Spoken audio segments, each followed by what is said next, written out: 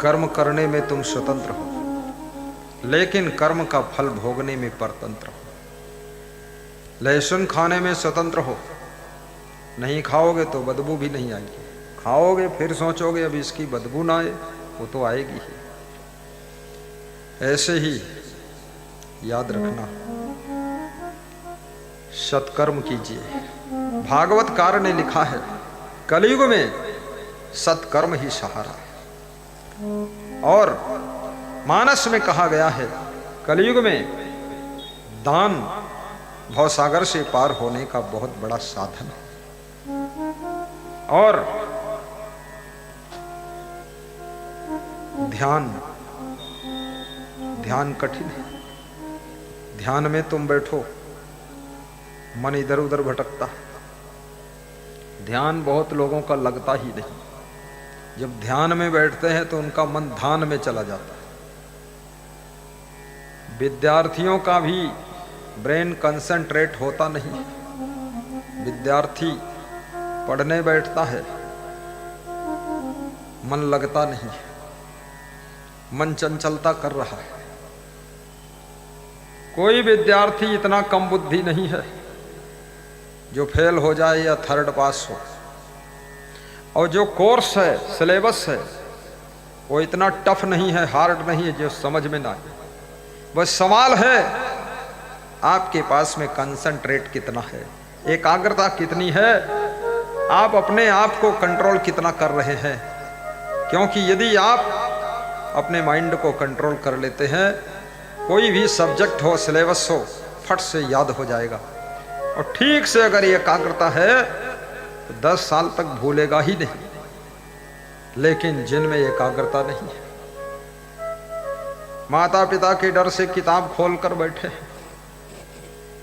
बीच beach side में आंखें करके देख लेते हैं कि माता पिता हैं कि चले गए।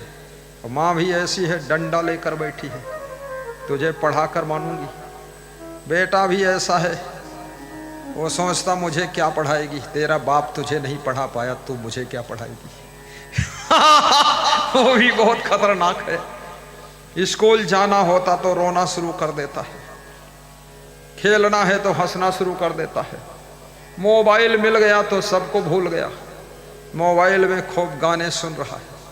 मोबाइल अगर जमा करा लिया तो ऐसा मुंह बनाता है, बिल्कुल सणसी जैसा मुंह बनाकर बैठता है। लगता है मोबाइल के लिए ही पैदा हुआ था, मोबाइल के लिए ही जी रहा है। मोबाइल नहीं मिलेगा तो मर भी सकता है। मर भी गए, कितने नालायक लड़के मर गए मोबाइल के कारण।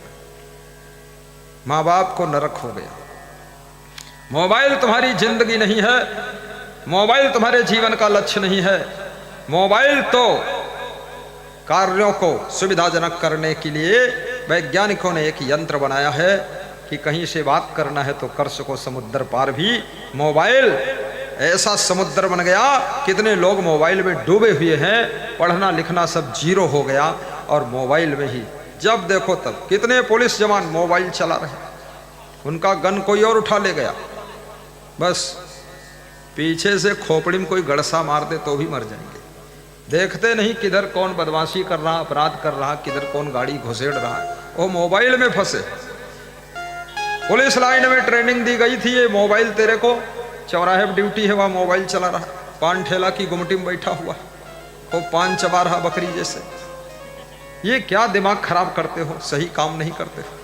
कल मेरे पास में एक मिलिट्री अफसर का फोन आया, राजौरी में उसकी ड्यूटी है इस समय। तो उसने कहा कि हमारे मिलिट्री जवानों को आतंकवादियों ने मार डाला। तो बोले फिर हम लोगों को गुस्सा आ गई तो 10 को मार के टुकड़े टुकड़े कर दिया आतंकवादियों के। हमने कहा 10,000 के टुकड़े कर दो, 10 में क्या रखा, 1000 लगा दो। बोले आज मिल जाएंगे तो बिल्कुल निपटाऊंगा। बोले हम डर रहे थे पाप हो जाएगा। हमने कहा इससे बड़ा पुण्य यज्ञ कोई होता ही नहीं।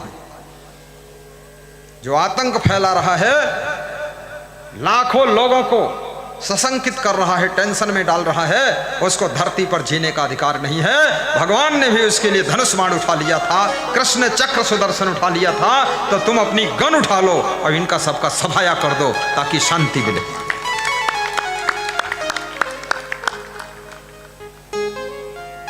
आतंकवाद का अंत होना चाहिए।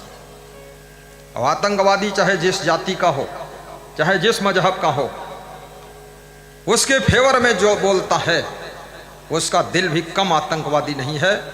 उसको अवसर नहीं मिलता है वो सबसे बड़ा बम फोड़ सकता है। वो बहुत मक्कार गद्दार आदमी है। आतंकवादियों के फेवर में बात करने वाला व्यक्ति बहुत बड़ा पापी होता है। क्यों उसके फेवर में बोल रहे हो?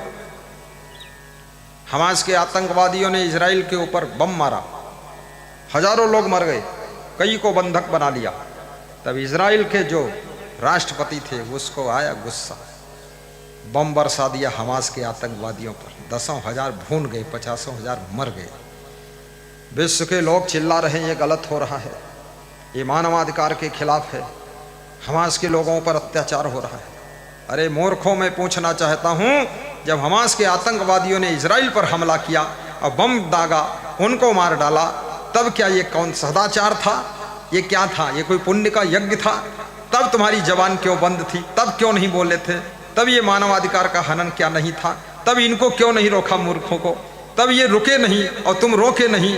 अब जब इनके ऊपर बदले का आक्रमण हो रहा है तब तुम्हारी बुद्धि कहां से आ गई? मूर्खराज, चुप रहो, अन्यथा वहीं जाकर मैदान में बम में भुन जाओ जाकर।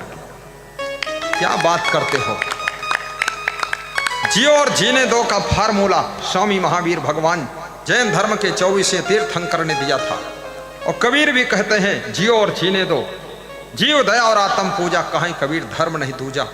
जब ऐसा धर्म हमारे संत महान पुरुष बता रहे हैं कि जैसा अधिकार जीने का तुमको है ऐसा अधिकार जीने का सबको है, इसलिए दूसरे के जीने में दखल मत दीजिए। और ये भी मत सोचिए कि मेरा ही मजहब पूरे विश्व में हो जाए। ऐसा दूसरे भी लोग सोचे तो मारकाट हो जाएगी बहुत ज़्यादा।